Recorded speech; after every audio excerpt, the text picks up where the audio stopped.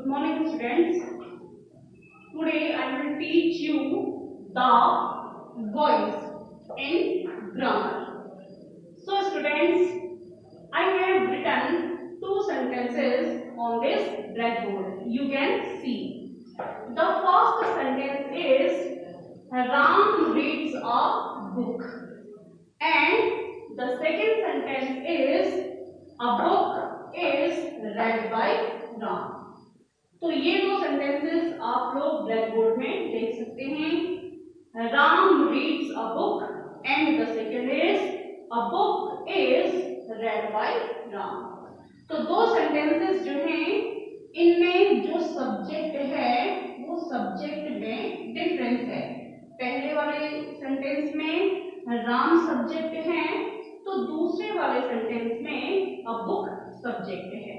तो ये डिफरेंस कैसे आ गया, सब्जेक्ट कैसे बदल गया, ये हम पढ़ेंगे वॉइस में.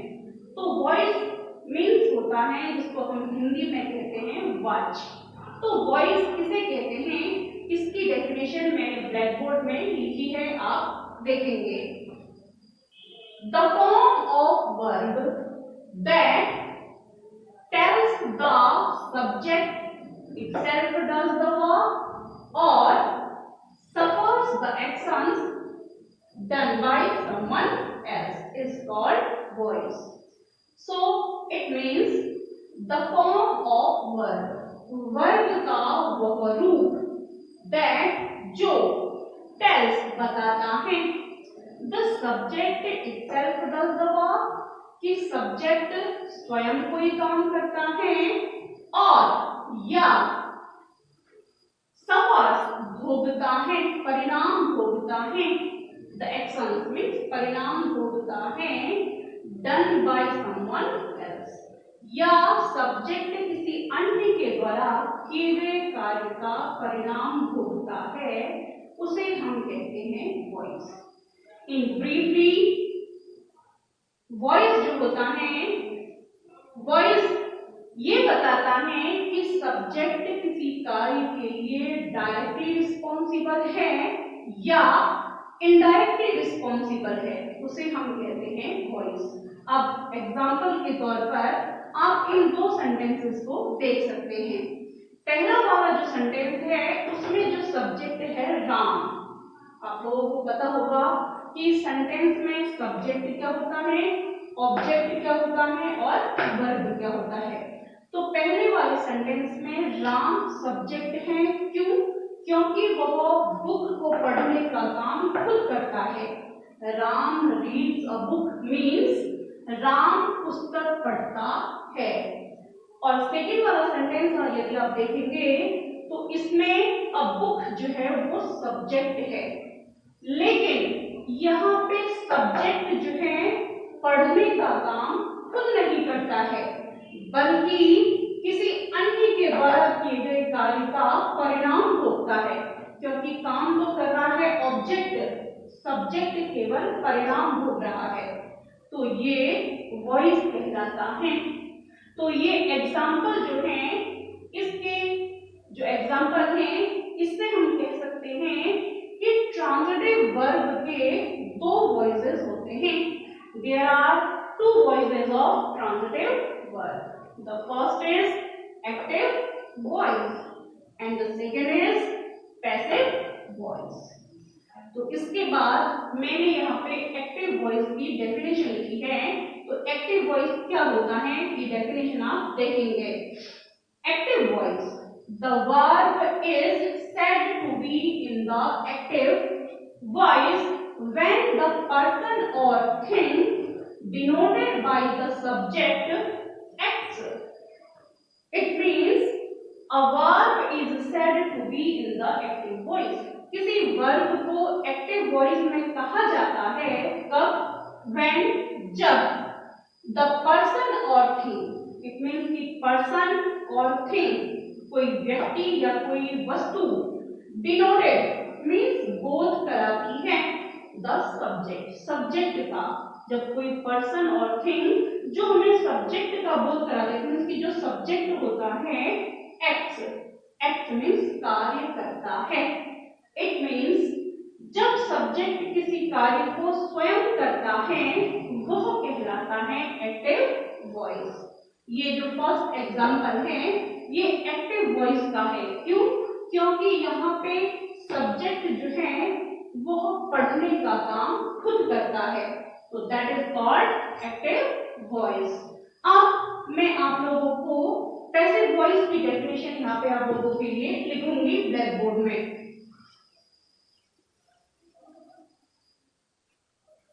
Passive voice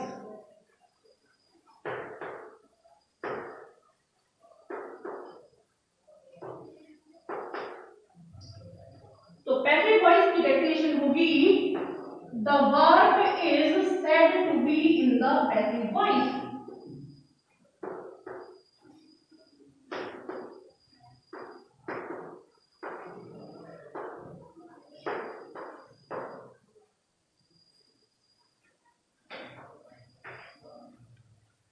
In the passive voice,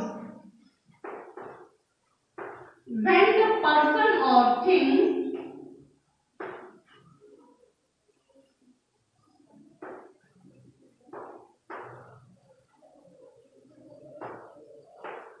denoted by the subject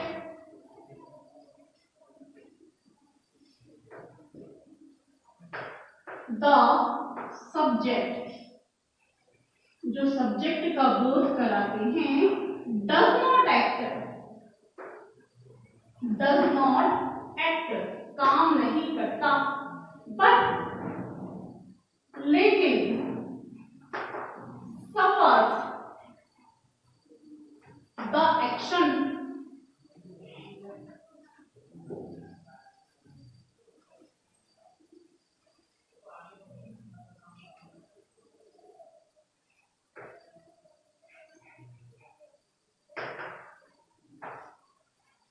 done by someone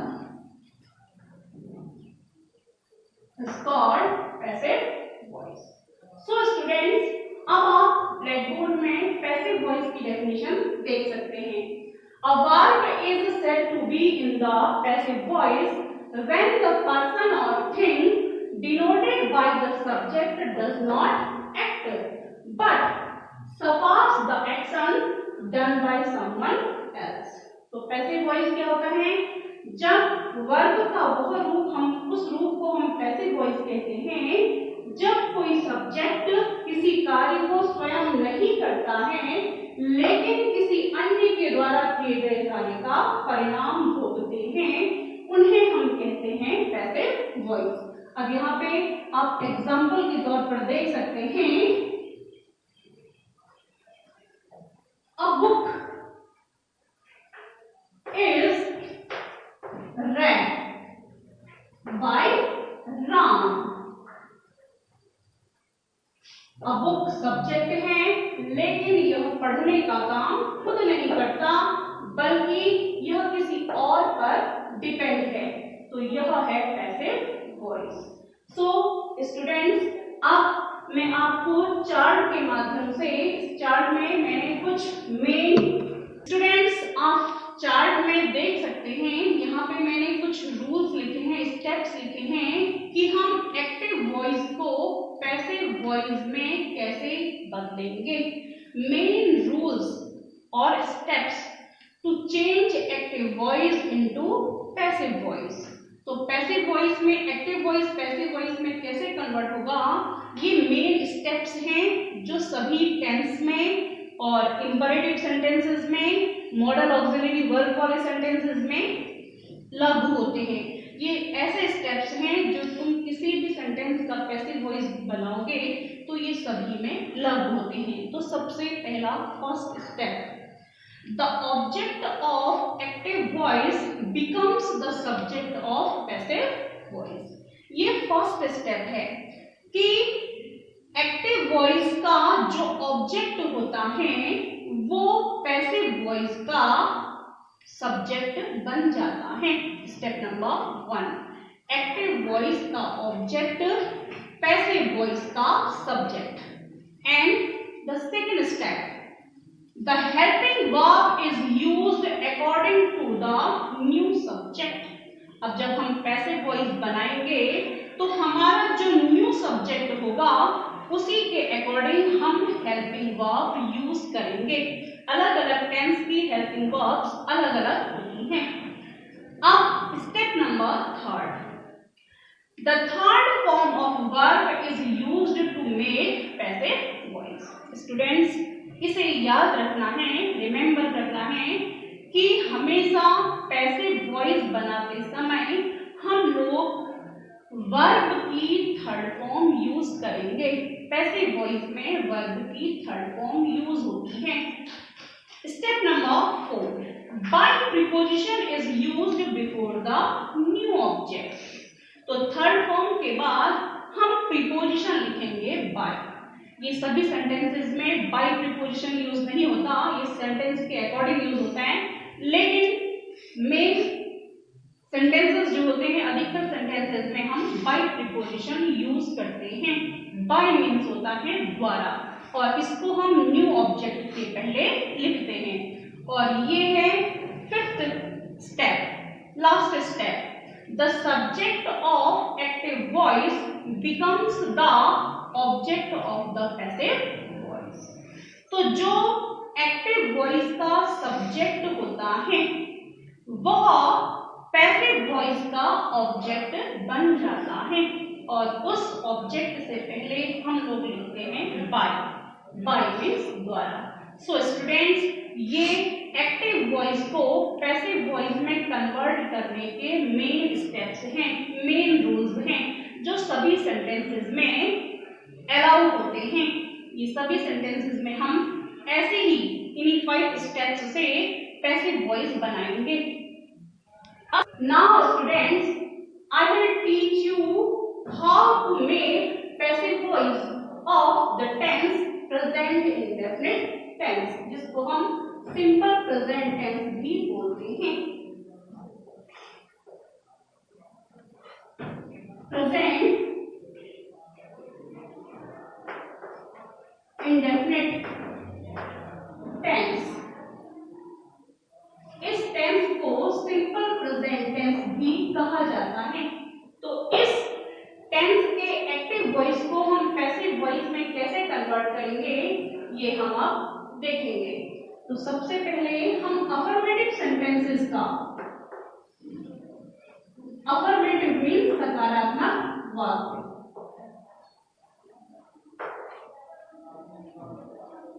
affirmative sentences का हम पैसिव वॉइस बनाना सीखेंगे। तो मैं यहाँ पे रूल्स लिख रही हूँ। अफर्मेटिव सेंटेंसेस का एक्टिव वॉइस का रूल होगा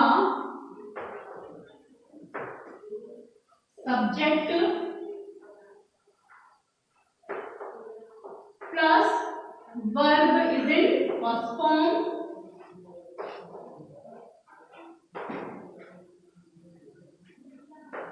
प्लस यदि सब्जेक्ट सिंगुलर है तो S object S plus object. ऐसे ही ये है प्रेजेंट इंडेफिनिट टेंस का एक्टिव वॉइस का रूल।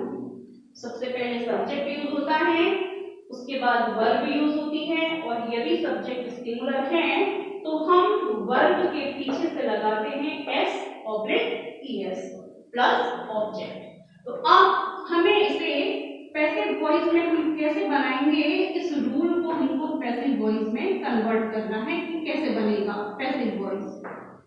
सो स्टूडेंट, आपको पता है कि एक्टिव वॉइस का subject passive voice, active voice का ऑब्जेक्ट पैसिव वॉइस का सब्जेक्ट। तो इसीलिए हम यहाँ पे लिख देंगे अब न्यू सब्जेक्ट।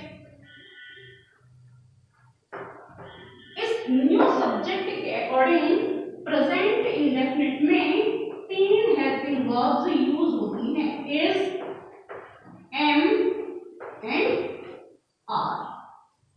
यदि सब्जेक्ट सिंगुलर है तो इज, आई के साथ एम, और यदि सब्जेक्ट प्लूरल है तो आर। ये 3 हेल्पिंग वर्ब्स यूज होंगी, ये आप लोगों को ध्यान देना है। ये प्रेजेंट इंडेफिनिट टेंस की पैसिव वॉइस की हेल्पिंग वर्ब्स हैं। इन वर्ब्स के बाद मेन वर्ब की आएगी थर्ड फॉर्म, क्योंकि मैंने आपको बताया है पहले भी कि पैसिव वॉइस बनाते समय हम लोग मेन वर्ब की थर्ड फॉर्म यूज करेंगे। सो हेल्पिंग वर्ब्स के बाद वर्ब की third form plus by preposition plus new object. ये न्यू ऑब्जेक्ट इसलिए है क्योंकि एक्टिव वॉइस का सब्जेक्ट पैसिव वॉइस का ऑब्जेक्ट। तो ये है एक्टिव वॉइस को पैसिव वॉइस में कन्वर्ट करने का रूल। तो अब हम एग्जांपल्स देखेंगे।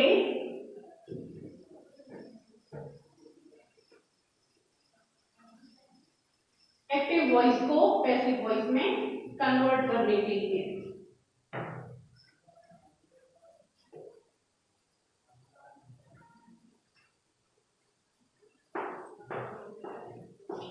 पहले मैं एक्टिव वॉइस का सेंटेंस लिखती हूं। आई फ्लाई अ काइट। ये प्रेजेंट इंडेफिनिट का सेंटेंस है। सब्जेक्ट वर्ब की first form plus object. I fly a kite means होता है मैं पतंग उड़ाता हूं या उड़ाती हूं। तो अब हम इसे पैसिव वॉइस में कन्वर्ट करेंगे तो क्या होगा, एक्टिव वॉइस का ऑब्जेक्ट पैसिव वॉइस का बन जाएगा सब्जेक्ट। तो हम लिखेंगे अ काइट। अब काइट जो है सिंगुलर है इसलिए हेल्पिंग वर्ब यूज होगी इज।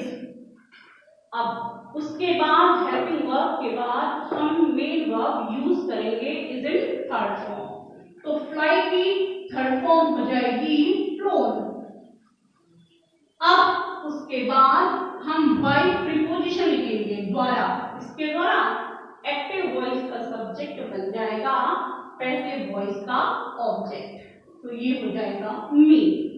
तो इस प्रकार से एक्टिव वॉइस का पैसिव वॉइस बन गया a kite is flown by me. अब स्टूडेंट्स आप लोगों को कंफ्यूज हो रहा होगा कि यहाँ पे तो आई था लेकिन यहाँ पे मी कैसे आ गया। हमने आई लिखना चाहिए था। A kite is flown by I. क्या हम ऐसे लिखते? नहीं। यदि हम यहाँ पे आई लिखते तो ये सेंटेंस रॉन्ग हो जाता। ये इसलिए हो जाता क्योंकि आई एक सब्जेक्टिव वर्ड है जो केवल सब्जेक्ट में यूज होगा और उसको हम ऑब्जेक्ट में नहीं लिखेंगे। वहां पे हम आई का जो ऑब्जेक्टिव वर्ड होगा उसे लिखेंगे और आई का ऑब्जेक्टिव वर्ड होता है मी। इसलिए यहाँ पे आया मी।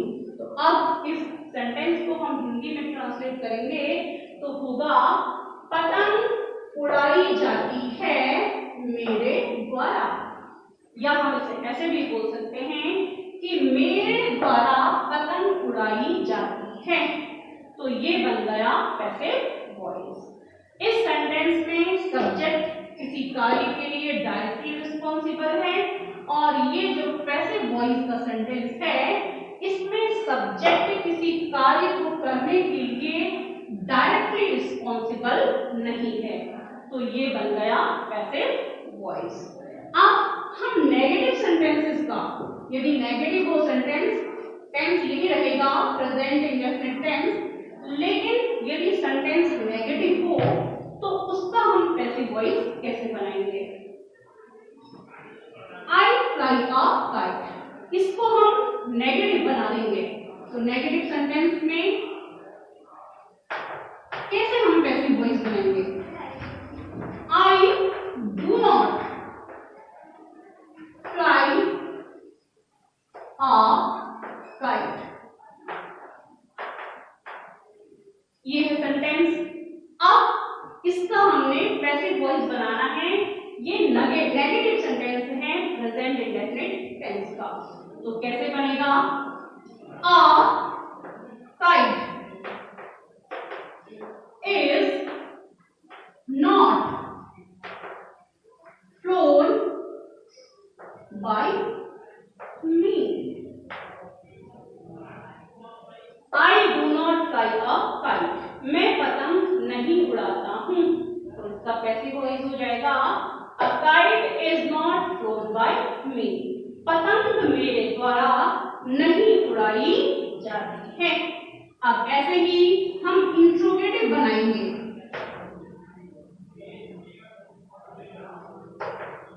इंट्रोगेटिव सेंटेंसेस का पैसिव वॉइस कैसे बनेगा? स्टूडेंट्स, इंट्रोगेटिव सेंटेंसेस दो प्रकार के होते हैं। There are two types of interrogative sentence. पहला है yes no question types and the second is WH question type. तो इनका हम पैसिव वॉइस कैसे बनाएंगे? तो सबसे पहले हम यस नो क्वेश्चंस का बनाएंगे। इट मींस यदि interrogative sentence yes no question type हो, yes no question type means ऐसे क्वेश्चंस जिनका आंसर हम दें या तो यस में आए या नो में आए, तो वो कहलाते हैं इंट्रोगेटिव सेंटेंस। और हमेशा यस नो क्वेश्चंस जो हैं वो उस टेंस की हेल्पिंग वर्ब से स्टार्ट होते हैं। तो अब इसी सेंटेंस को हम इंट्रोगेटिव में कन्वर्ट करेंगे। आई फ्लाई अ काइट, इसको हम इंट्रोगेटिव में चेंज करेंगे तो हो जाएगा do I fly a kite, do I fly a kite, question mark. It means हो गया क्या मैं पतंग उड़ाता हूं। अब हमने इसका पैसिव वॉइस बनाना है, तो कैसे बनेगा? अब हम पैसिव वॉइस में हेल्पिंग वर्ब डू को यूज नहीं करेंगे बल्कि इज एम आर यूज करेंगे। तो काइट के लिए यहां पे डू के स्थान पे आ जाएगा is a kite flown by me, question mark. It means क्या पतंग मेरे द्वारा उड़ाई जाती है। ये हो गया इंट्रोगेटिव सेंटेंस। अब हम बनाएंगे WH क्वेश्चंस का पैसिव वॉइस। WH क्वेश्चंस ऐसे इंट्रोगेटिव सेंटेंसेस जो किसी क्वेश्चन वर्ड से स्टार्ट हो, उन्हें हम कहते हैं WH क्वेश्चंस। और अधिकतर जो क्वेश्चन वर्ड्स होते हैं वो WH से ही स्टार्ट होते हैं, इसलिए कहा गया है WH questions. Means question word से स्टार्ट होने वाले इंट्रोगेटिव सेंटेंसेस। तो इनका हम पैसिव वॉइस कैसे बनाएंगे? सो स्टूडेंट्स, आप देखेंगे यदि क्वेश्चन वर्ड हु से स्टार्ट हो, suppose who flies a kite, active voice में होगा who flies a kite, means पतंग कौन उड़ाता है। ये हो गया एक्टिव वॉइस का सेंटेंस। अब हम इसको पैसिव वॉइस में कैसे कन्वर्ट करेंगे? स्टूडेंट, आपको याद रखना है कि हु, यदि एक्टिव वॉइस में हु क्वेश्चन वर्ड आया है तो पैसिव वॉइस में हु कन्वर्ट हो जाता है whom में, और whom से पहले हम लोग लिखते हैं by। तो इस प्रकार से ये जो who है वो बन जाएगा by whom। इस प्रकार से who कन्वर्ट हो गया whom में, और whom से पहले हमने यूज किया है by whom, मींस किसके द्वारा। तो अब बाकी का रूल सेम रहेगा। by whom is a kite flown। ये हो गया passive voice. by whom is a kite flown means किसके द्वारा पतंग जाती हैं। ये केवल हु और whom के साथ ही अलाउ होता है। हु बदल जाता है whom में और whom बदल जाता है whom में। और यदि और जो क्वेश्चन वर्ड्स होंगे एक्टिव वॉइस में उनके साथ सेम ही रूल अलाउ होंगे, लागू होंगे। सो स्टूडेंट आगे के जो टेंसेस हैं उनका मैं पैसिव वॉइस बनाना आपको नेक्स्ट वीडियो में बताऊंगी। Thank you.